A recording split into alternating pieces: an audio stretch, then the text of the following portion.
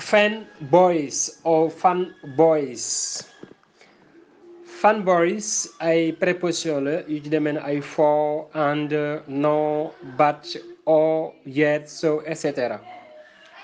So fan boys are coordinating conjunctions used to link words, ideas and sentences to make them coherent and correct. Voilà, daf ne fan boys ay baat la yu lëkkale mooy coordinating conjunctions maanaam ay baat la yoo xam ne dañ koy utiliser used to link words, utiliser pour lier donc des mots maanaam mu lëkkale ay baat, ideas ay xalaat and sentences ak i phrase to make them coherent maanaam pour ñu nekk lu logique dal lu cohérent and correct ba pare aussi correct. Fanboys are fanboys mooy for and no but or yet and so. Voilà, donc loolu mooy fanboys. Léegi nag ci exemple yi ci ñaar rek laa jot a ñëw muy for ak and mais des yëpp naa ñëw benn bu ne mën na ci phrase. Ok, for gives reasons of something maanaam for daf lay jox raison ci li tax ngay def nangam quoi, li tax ngay def nangam loolu la moo tax nga def nangam sans explication daal lay indi ci benn action. Example, we finally left for it was late. Danoo mujj dem parce que dafa guddi woon kon for boo xoolee fii nii because la fi yemal quoi bu la neexoon fi nga def for mën nga ko dindi nga def because. We finally left because it was late.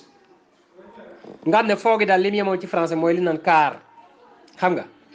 So we finally left for it was late kon benn explanation benn explication la indi ci li tax ñu dem. You understand? Léegi ñëw ci beneen di and wala and shows addition.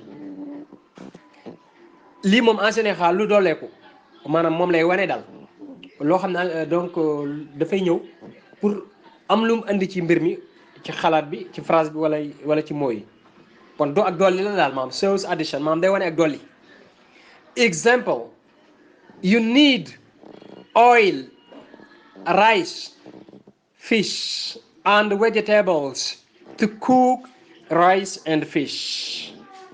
Gis nga am na ñaari dolliku ci biir phrase bi parce que daf ne you need oil maanaam li ngay soxla mooy diw, oil mooy diw, rice ceeb, fish jën and vegetables ak ay légumes, vegetables mooy légumes, to cook rice and fish pour togg ceebu jën, rice and fish ceeb ak jën. Xam nga boo xool day mel day dolli parce que da nga ne ceeb ak jën bon loolu dolli la waaye boo xoolee également li nga fi jot a lim lépp ci wàllu dolli ci la jëm parce que nee nga you need oil li nga soxla mooy diw, rice ceeb, fish jën and vegetables ok to cook rice and fish pour togg ceebu jën. Voilà donc next time or tomorrow dinaa ñëw ci yeneen partie parce que des na no but or yet and so. Thank you and goodbye.